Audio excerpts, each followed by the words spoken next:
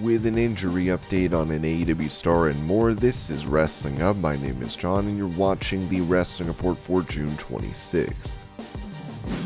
Before we get into the rest of the video, make sure you subscribe to Wrestling Hub and turn on all notifications to stay up to date with everything in the world of pro wrestling. Also, don't forget to follow us on Instagram at Wrestling Hub Official and follow us on Twitter at Wrestling_Hub.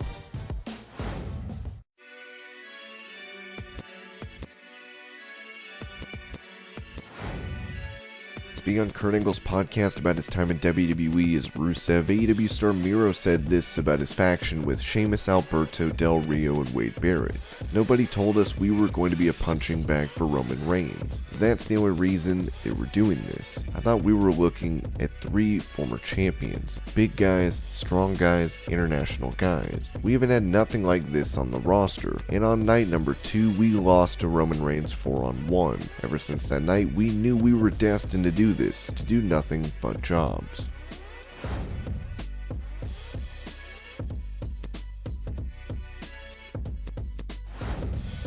Given Jeff Hardy's recent DUI arrest, he was unable to make scheduled appearances for matches as AAA decided to have John Morrison show up as Johnny Hardy in his place. Reacting to this on his Hall of Fame podcast, Booker T said, "I think Jeff's situation is much bigger than Triple Mania or anything that's going on in wrestling right now. I said that before he ever stepped in the ring, after he left WWE. I want to see nothing but good things for Jeff Hardy, and right now doing a spoof like that, I don't know. I think that's going to make him miss that more than anything. I don't think that's going to help him at all. Is it going to hurt him? I don't know, but I know that it's not going to help him at all."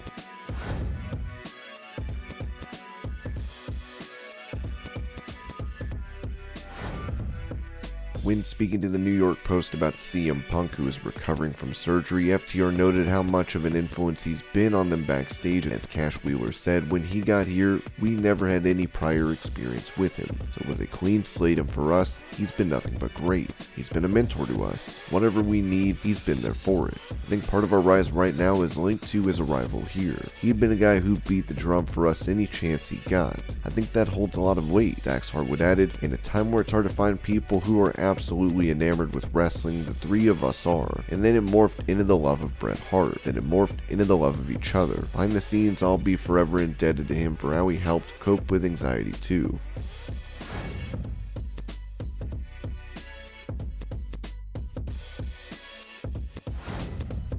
Reacting to former IWGP champion Okada's debut on Dynamite ahead of Forbidden Door, where he is set to face Adam Cole, Hangman Page, and Jay White in a fatal 4-way for the title, AEW president Tony Khan said during a media call for the event, "Well, I was really excited to have him there. It was an honor to meet him in person finally. It was a huge honor to have him on AEW Dynamite and for him to be making his debut to some extent in an AEW ring. It was an honor to have him step into an AEW ring for the first time on AEW Dynamite. That is something that I've been looking forward to for a long time. I have so much respect for Okada. I've admired him for many years. Long before we launched AEW, before I knew I was going to be in the wrestling business. He's still a relatively young man. What a top prospect at a young age he was. It's going to be great to see him compete. I think fans all over the world will look forward to that match. Seeing Okada in the same ring, wrestling for the IWGP title, trying to win it back this weekend from Jay White. Also having a couple of other great champions from pro wrestling. Adam Cole has won titles from all over the world and has competed in NJPW. He's one of our top stars. Hangman Page, the former world champion, one of the top stars in AEW, also former tag team champion here, somebody who has been a winner here and in Ring of Honor, and won a lot of New Japan matches himself and dreamt of winning the IWGP title for a long time.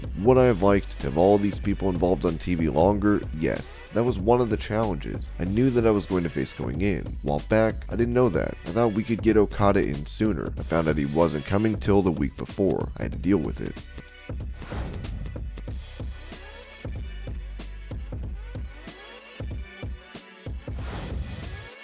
Adam Page would also react to Okada's debut while speaking to Wrestling Inc., saying, "AEW has been around for 3 years. I think probably a lot of fans have been waiting for the moment the coin drops, and they did, you know? I didn't see it coming, though I'd been hoping for it, and they did. So, really special, really glad to be a part of that, to welcome him to All Elite Wrestling."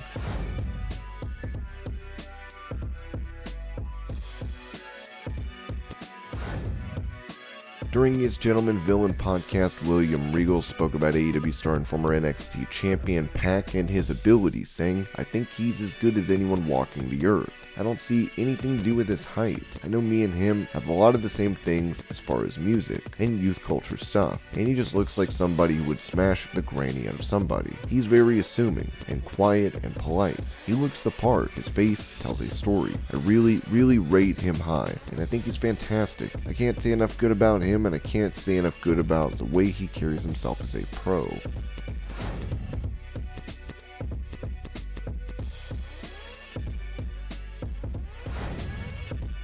With a mini upset over Brock Lesnar and Roman Reigns facing off at Summerslam, Eric Bischoff is anticipating this bout. As he said on his podcast, "I can't wait to see it. I know they wrestled, 7 times or whatever it is. It doesn't matter. This Brock Lesnar is a completely different Brock Lesnar in many respects. He's having more fun when he goes out there. He's not relying on Paul, and he's cutting a lot of his own promos. He's coming out to the ring and feeling like the Brock Lesnar that I know. I'm not suggesting I know him real well, but he's a former cowboy, and he's coming out there with a different vibe. So yes, we've seen the match before, but we haven't seen this character before, so let's see. Let's wait and see. I'm not against it. I think it's awesome. Look, WWE, they've got a deeper bench than we realize. There's a lot of talent in WWE. Given the opportunity and the support and a little bit of time and practice, could step in and play big time, but thank God Brock's there. If I'm running WWE right now, I'm really glad Brock is there. I'm looking forward to it personally. I'm digging it. And yes, it's the same two individuals, but it's not the same two characters. And now with both titles at stake, and now that we haven't seen it all play out on TV prematurely in one way, shape, or form, I'm actually more excited about it than I would have been if they've actually been working on angles for the last 3 weeks. That's not a lot of time to build a hot story. It's pretty hard to build a compelling story to replace a guy like Randy Orton with somebody just from out of the blue. 5 weeks is not a lot of time. Either situation is a plan B, right? Plan B is never as good as plan A, so either situation is less than what you want it to be. Guess what happens if he or she fails? Guess what happens if it doesn't register? The young talent that was getting a push has now got a little bit of stigma, right? Oh, we tried. We pushed him hard. We put him on pay-per-view, put him in a match with Roman Reigns, and it shit the bed. Not because the talent wasn't good enough, but because 5 weeks isn't enough time to make the audience buy into it and believe it. So there's always that risk. Risk is inherent in creative, right? There's never one answer, and there's 99 that can probably bite you in the ass.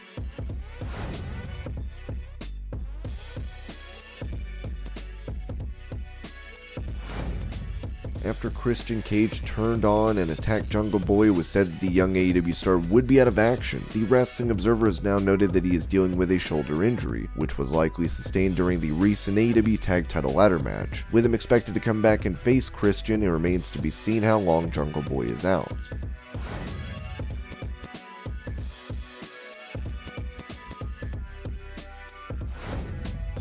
Since Bryan Danielson is out with an injury and unable to face Zack Sabre Jr. at Forbidden Door, someone will be taking his place, and many believe it could be Cesaro. Fightful is now reporting that we haven't heard any update on if he'll actually be the replacement this week, but he has been working in the ring again.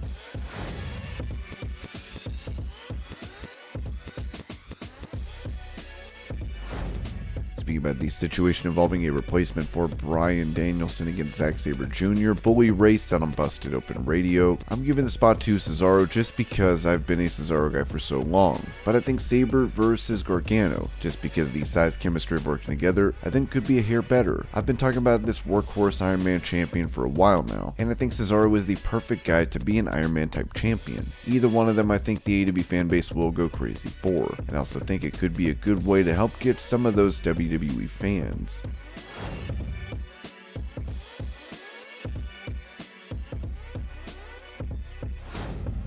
With him recovering from injuries, former AEW champion Kenny Omega told SI.com about them, saying, "So far, 5 procedures have taken place to attempt to make me a better, healthier athlete. These are injuries that have compiled over years, the ones I can't neglect, and I've needed this time to start to heal. That's what I've been doing during this time off. I'm trying to buy time back on my wrestling clock. I would like to have a longer career, so I've looked at this time after losing the belts as an opportunity to start to fix what's hurting me. I spoke a little too candidly on one of my internet videos about a hernia issue I had dealt with in my neck, and also had an athletic hernia in my stomach, which was causing me very sharp pain. There were days when it hurt with every step. It got mentally exhausting to pretend these injuries weren't there."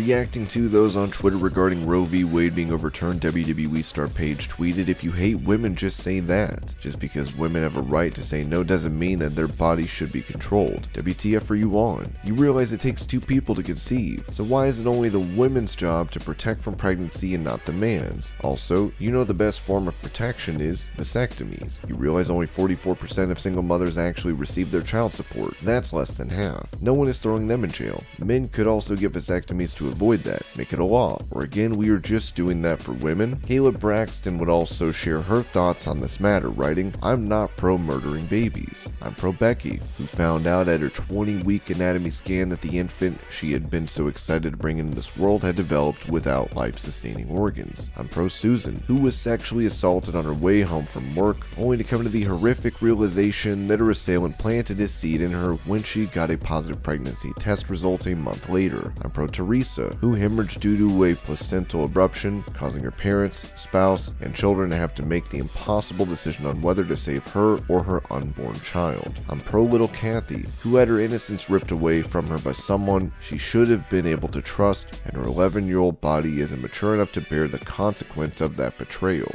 She would even tweet, "I'll also add, I am a product of my mother was by a stranger. To this date, neither of us have any clue who my birth dad is. She chose to have me, clearly, but she did so because she chose to, not because the law told her she had to. It should always be her choice." And this was your Pro Wrestling News Update. I hope you're all having a great day. Thank you so much for watching, and I'll see you later.